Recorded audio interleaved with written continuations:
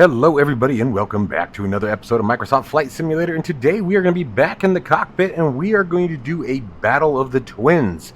That's right, this will be the first episode of the Battle of the Twin Engine Aircraft, and we're going to be starting with the recently updated Blackbird simulations, previously known as Milviz simulations, Cessna 310. We're going to take it up for a little flight over here in Little Rock and just see how the aircraft compares. Then we'll be moving on to something like the Cessna 414, and then probably moving on over to the Piston Duke, possibly also bringing in as a bonus aircraft the Baron Analog 58 from Black Square. So stick around. I hope you guys enjoy this series, Battle of the Twins. If you are interested in any of my tutorial guides for Microsoft Flight Simulator, or simply interested in supporting the channel, consider joining me on Patreon. Patreon subscribers level tier 2 and above have access to all of my guides, as well as any future guides that come down the road. Patreon link can be found in the description below.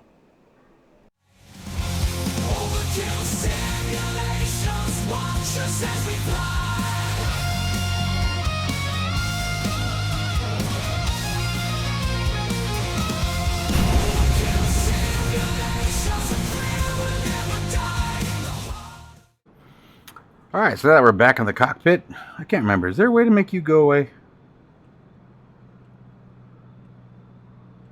Oh, it's not. There we go.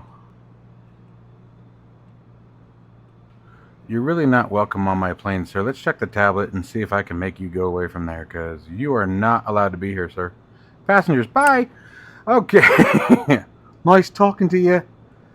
Alright, let's see what we got here. So let's turn all of our reds off. Control locks, services. Do we have anything we need to worry about? Left main, tip tank, this is all. Yep, nope, we're good there. Options, what do we got? The GNS 530, initial state, default, cool. I like all the features that come available with the Milviz. Any maintenance, I like that it gives you maintenance status. So, and this is where all three of these aircraft are actually quite comparable, is that you get that similar comparison between all of them. They're all going to have a lot of these same features. Now let's see here. How... I know there's a way to do it, but how do I hide the tablet? It's been a long time since I've flown this particular aircraft, to be honest with you guys.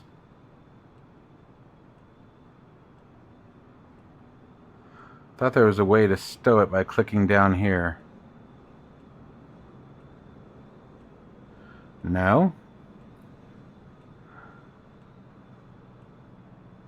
There it goes. Okay. Alright. Camera views are a little messed up, but that's okay. We'll fix them another time. Alright, so let's just do what needs to be done here. We're going to do master batteries come to life here. We're going to turn our magnetos on. Let's get strobe lights on. Actually, I don't know. Does it have a beacon light? It does have a beacon light. Okay. Nav lights come on. Fuel, I believe, is on by default, but let's find out.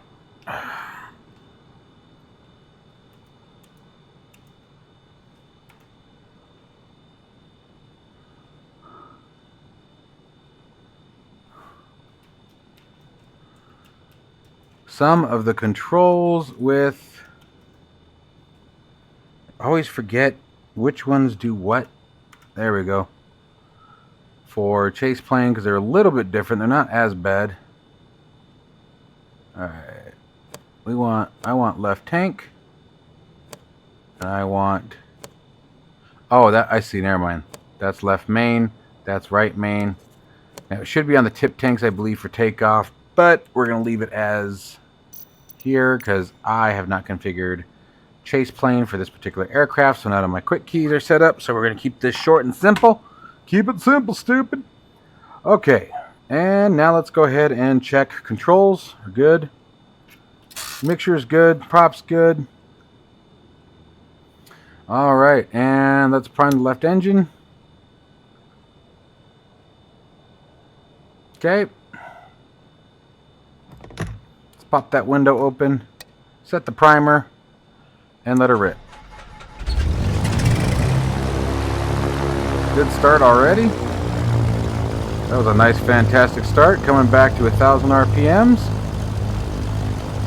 Prime the right engine.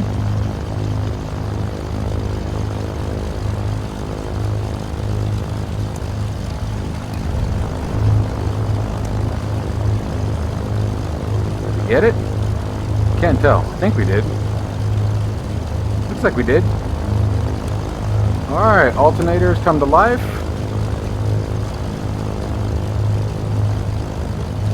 Avionics master, if I remember correctly, is on this left side.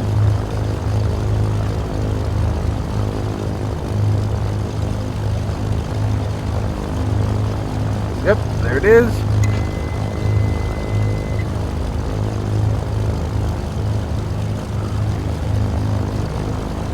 That's funny. The altimeter for this aircraft isn't responding.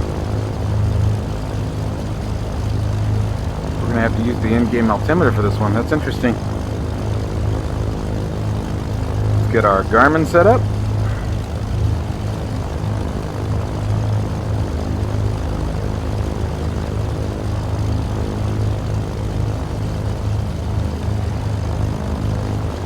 Pop that into full screen. There we go.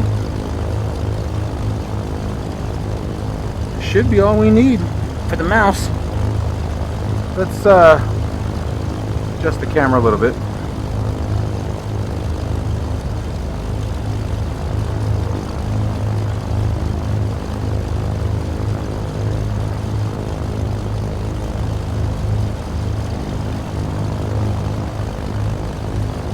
I think that'll work. All right. And wait till you guys see the new design for the cockpit. We are going to be VFR today. Let's go ahead and turn our transponder on.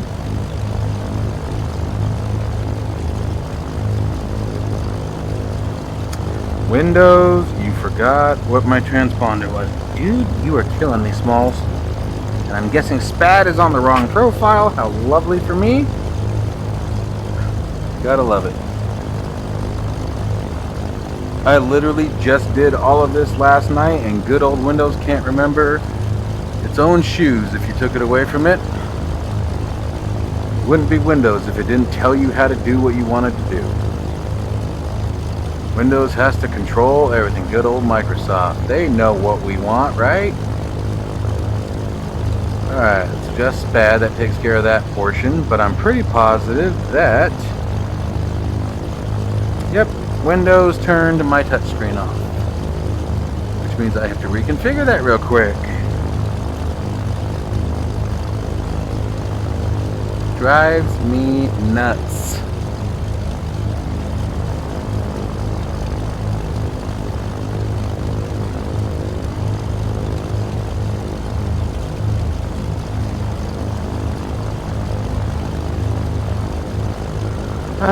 Setup. Okay, so what do we have to do? We have to hit enter until our touchscreen lights up. And then we tell it. Touchscreen. And now it's working. Why Windows can't seem to remember that from session to session? Literally nothing's changed. I unplugged nothing. I didn't change anything. Nothing was removed and added. And SPAD, that's the other thing it's doing lately. After this last update, it doesn't remember my profile changes, so that's pissing me off. It is driving me absolutely crazy. Like, it's just such simple stuff that I don't get. So let's make sure that the buttons are registering. They are. When I highlight one, well, it says that it's there. So let's restart SPAD, because it wouldn't be SPAD if I didn't have to restart twice either. You guys can tell I'm in a mood today, and I'm sorry about that. But this is the kind of nonsense that just drives me crazy.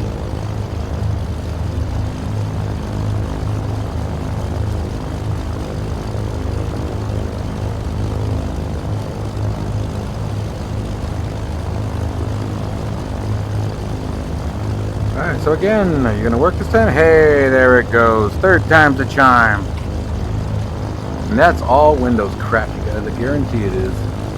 Okay, so we're good now. I'm going to be a cheater. I'm not going to worry about all the checklists and all that jazz today. We're just going to fly. I want to fly. So, again, we're over in Little Rock. I haven't flown this plane in a very long time. Let's go ahead and lean for taxi a bit.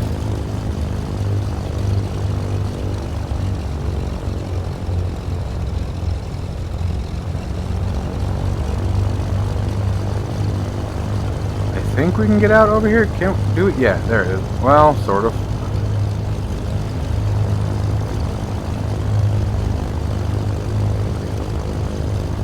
Come on, come around.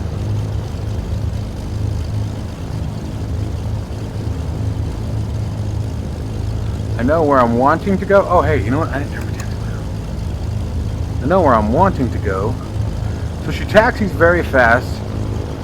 Little tight in the nose wheel. It doesn't taxi well. In the aspect that, in comparison to other aircraft, I shouldn't say well. I should say in the same manner that other aircraft do, because this could be very realistic. But it takes a lot of nose wheel action in order for this particular aircraft to want to turn, is what I am finding the most about it. Well, you know what? There is something I do need the mouse for. We gotta close that window.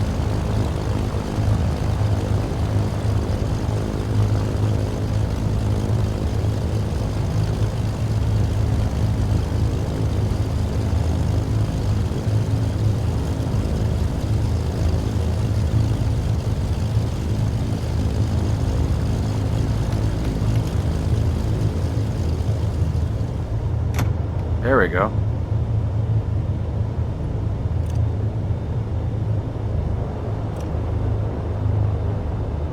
Once it gets going, it sure likes to taxi, though. Okay. We're on the roll, strobe light on, landing lights on as we take the runway, taxi light can come off.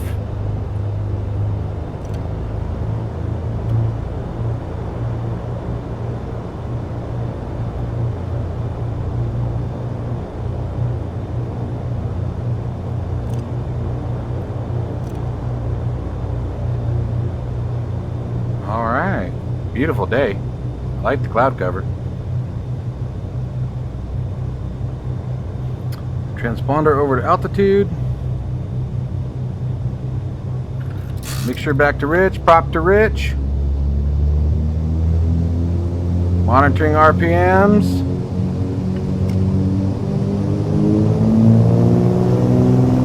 Airspeed alive, there's 50 knots. She gets moving quick. 60 knots. 65, 70, coming back at 80.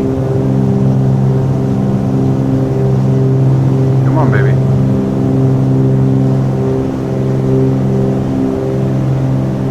Good rate.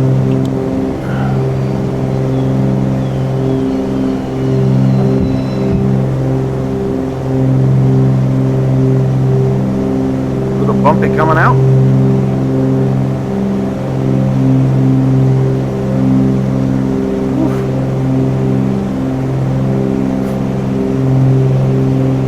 Flight dynamics seem to be absolutely amazing. Like I said, I haven't flown this aircraft in a very long time, so it's almost like flying it for new all over again, which makes it fun.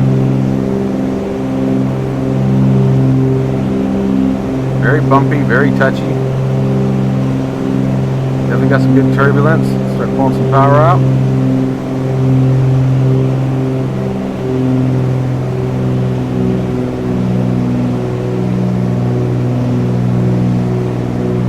Our ascent.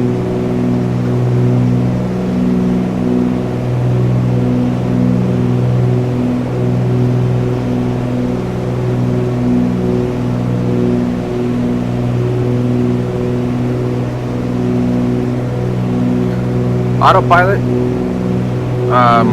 I don't normally do when I do these test flights, just because autopilot is autopilot for me in the general aviation aircraft. I know things are a bit different when you get into the commercial aircraft and you're thinking about IFR flights and airways and whatnot, and how it handles the step climbs.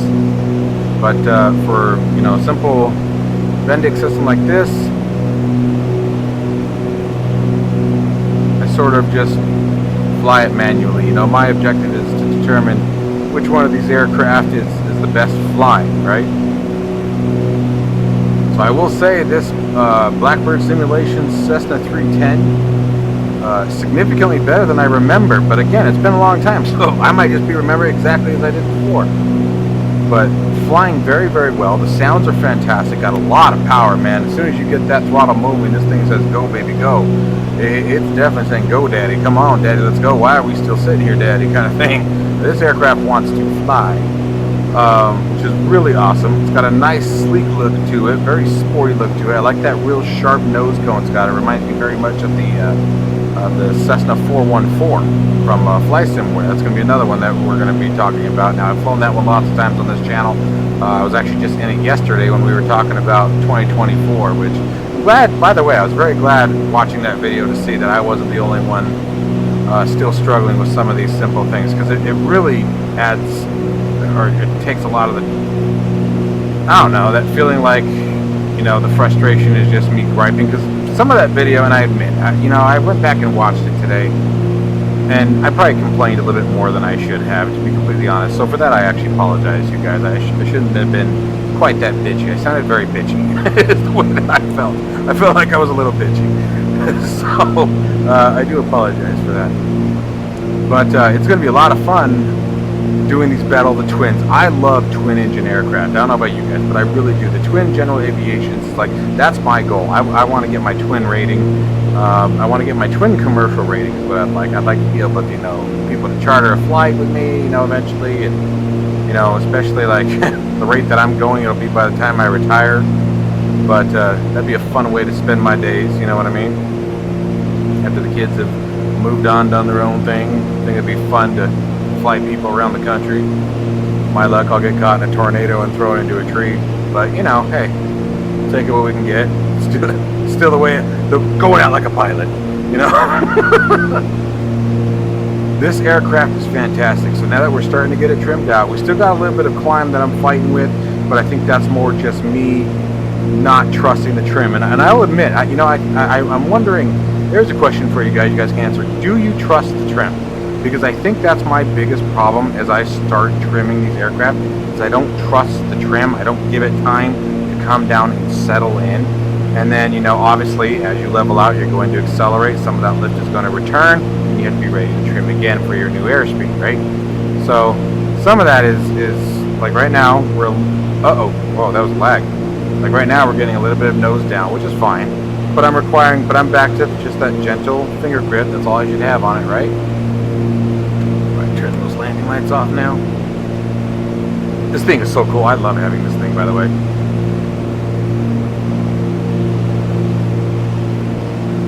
This is beautiful. This is my first time flying in Little Rock. Countryside is absolutely gorgeous.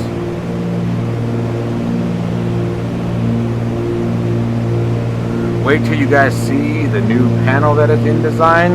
Mwah! Oh, it's going to be great. I've taken everything that I've learned from this one and got a new one in design.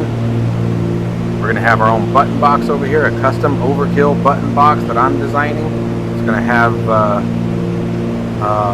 battery, alternator, fuel pumps, fuel tank switch, all kinds of shit on it right over here. Pardon my French. It's going to be over here on my left side for those who can't see that part of the camera.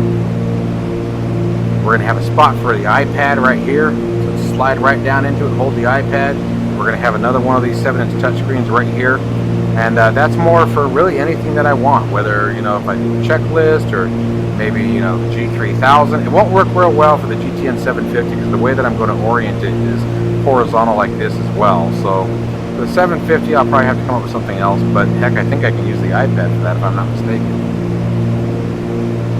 Yeah, this aircraft is flying gorgeously, absolutely stunning. And what's nice about it is, you guys saw, we had a very bumpy takeoff. Things were nice and bouncy, and like you could feel the turbulence. We had things happening, man.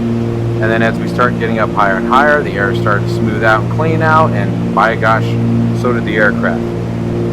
Now it's just skating along, man, just cruising along. We've got a good cruising speed going on here. We're pulling right around 130 knots, and I'm actually probably running a little low. We're at 2,300 RPMs, and we're coming in at 20 inches of manifold pressure. So I bet I could probably actually come a bit higher on the manifold pressure and get some speed in. Let's go up to 22 inches.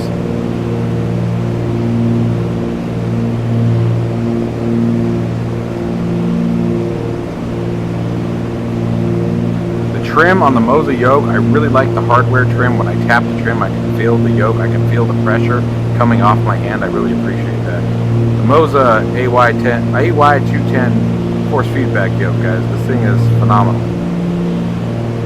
Where did we come off of? I think we came back off from over here. What are these? We got a little airport right out over here. Or heck, we got, let's go to this one, see what this is. 1 Alpha Romeo 1. Some Arkansas something, I would imagine, based on that ICAO. Let's go find out, shall we?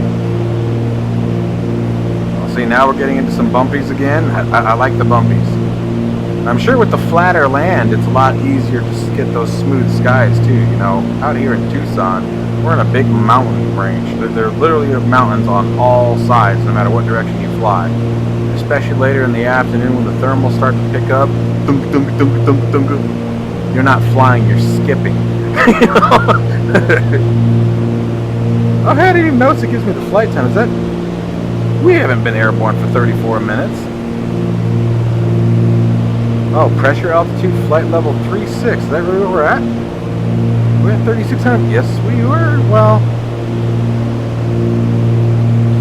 oh, you know what though? I don't know that I set the altitude pressure in this, so that's something I got to remember to do that, because yeah, it even shows it there, flight level 37 on the screen there.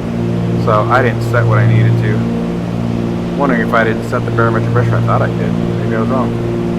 I am wondering why this altimeter doesn't work with this aircraft, but it's not liking it at all, so I'm going to have to make some adjustments based on what aircraft I'm flying in Air Manager, which that's totally fine.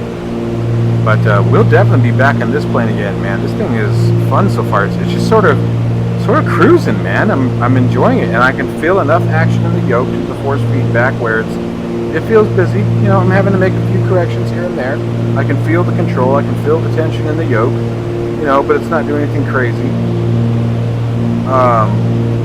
And again, I'm really appreciating the little bit of turbulence, and we are getting in.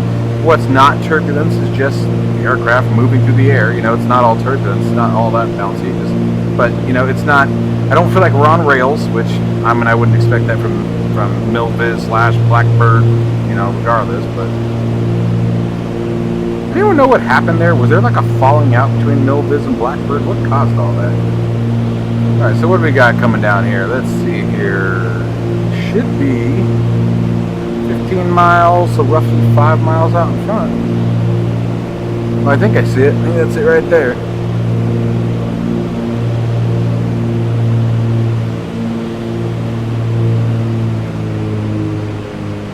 Probably should have pulled that mixture back sooner, but oh well. We're not very high. Watch that descent rate.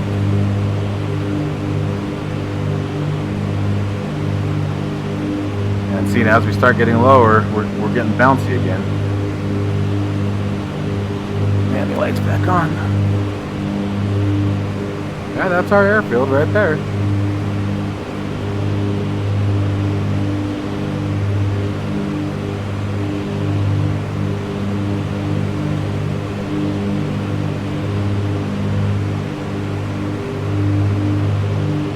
Pretty sure that's it, yeah.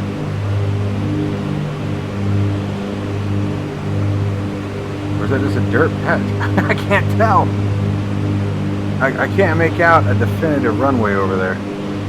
Well, now it says it's off the left wing. So what is that? That's just a dirt patch, it looks like. According to this, our airfield's right off the left wing here.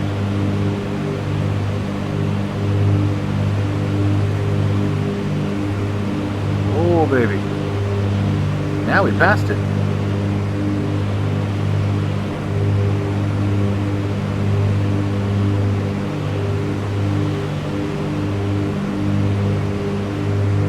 This is the nice part. So there's always that argument between VR and the big monitors, right?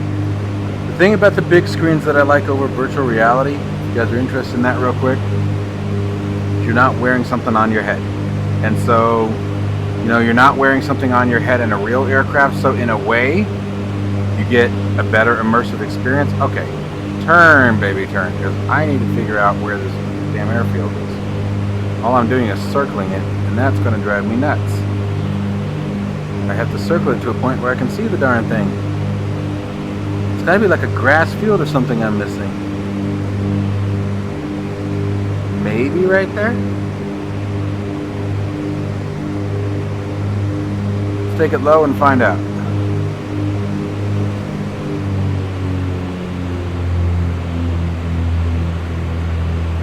Let's watch that airspeed.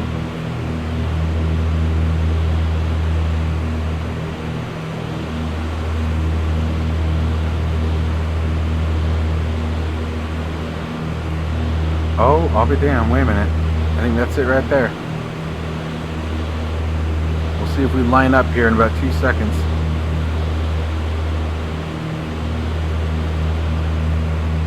Nope. I don't see anything. Again, it says that it's off our left wing.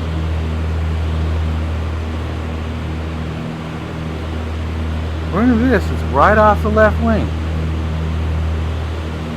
I don't see anything out there, man. Uh-oh, what did I do?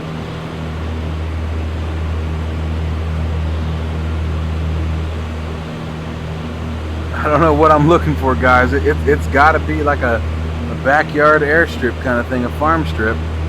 Probably for dusters or something, but I can't even make it out where it is. So there's the orientation. If you are looking for a well-performing and affordable head and eye tracking solution that works with both webcams and cell phones, then Beam Eye Tracker is the software for you. Beam Eye Tracker boasts a very simple setup and a very large list of customization options that make setting the both eye and head tracking to your desire. The eye tracking makes it very easy to glance down at gauges or look up at mirrors or maybe look over at your wingman when flying in formation, while being able to customize the head tracking to be able to turn your head as far as you wish and possibly be looking behind you at the same time. Beam Eye Tracker currently supports over 200 games and simulators natively and a vast larger amount in conjunction with the freeware software OpenTrack. Beam Eye Tracker can be purchased on either Steam or on their website for only $30 US, making it one heck of a bang for your buck. They also offer a free demo on Steam if you wish to try it before you buy it. Pick up your copy of Beam Eye Tracker using the link down in the description below.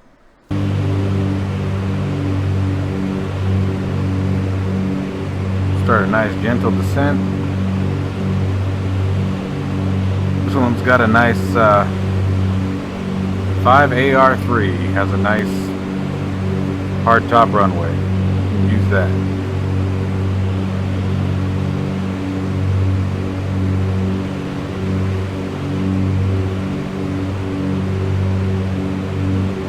Flaps. Good.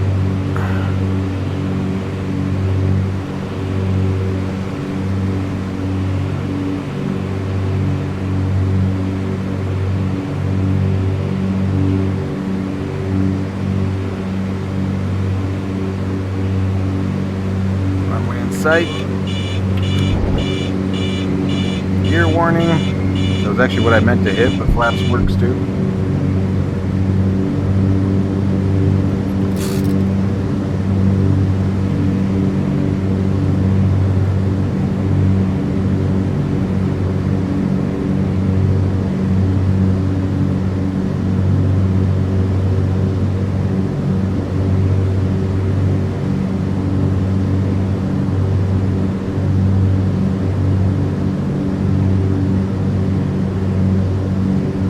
Not mistaken, based on where our winds were, we're obviously not going to have MEDAR right here. I'll tell you right now, the sim ain't going to give it to us.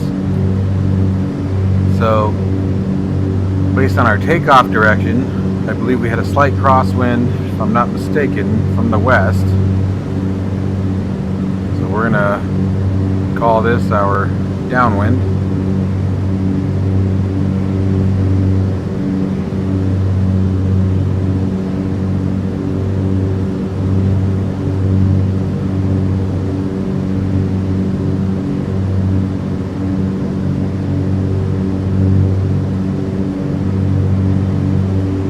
Extending a little further out because I know that I'm in close to the runway.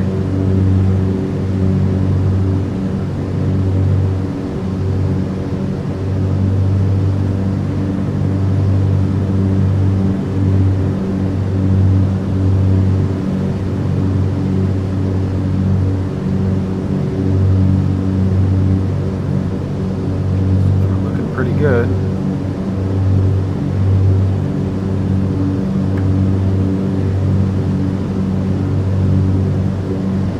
Trimming up for the landing. Oh, a little too steep.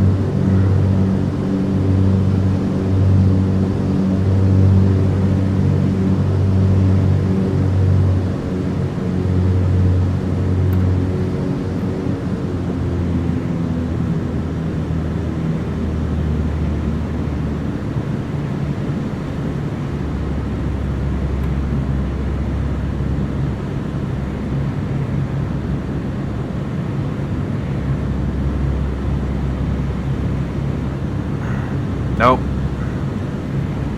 Too high, too steep.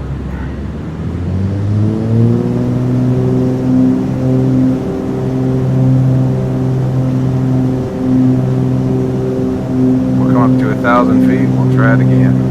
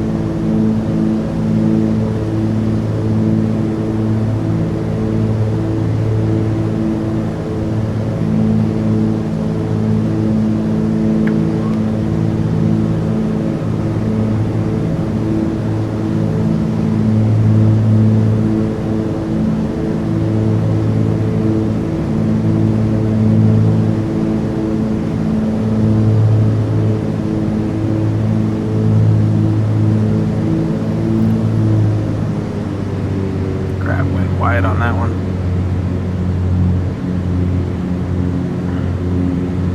See if we can salvage this or not.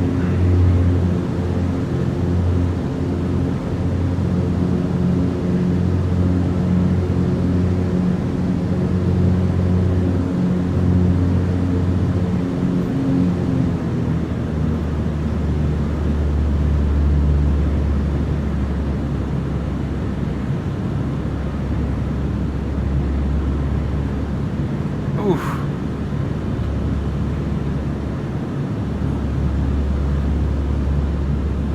Ooh.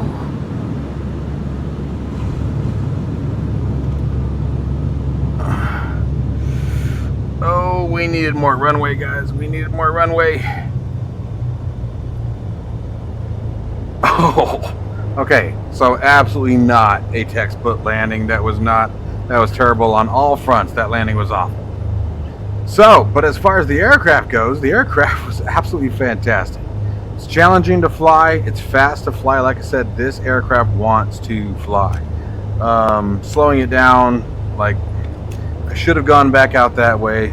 I had my wind here, but I should have gone back out that way. I should have taken the longer approach. I should have really taken the time to go all the way out there and give the aircraft time to slow down, because it does not like to slow down. No, it wants to fly. It wants to fly, and it wants to fly fast. That is for sure. But anyways, I do hope that you guys are enjoying this series at least. And if you guys can think of any cool place to fly a fun twin engine, tomorrow we're going to be back in yet another one. Tomorrow we'll probably be in either the Analog Baron, or we're going to be in the Cessna 414 for an actual flight challenge. And again, cast your votes now. what twin engine do you guys feel is the best currently in Microsoft Flight Simulator? But tell us why. Tell us what separates it from the other twin engines that you have flown. What grabs it about you? What makes it more fun than other aircraft? What do you find to be the more intriguing part about it? The 310 is definitely a very fun aircraft, a solid contender. So you guys are going to have to tell me what you guys think down below. But as always, folks, I hope you guys enjoy. Be sure to hit that like and subscribe, and stay safe and healthy. And I shall see you in the next one.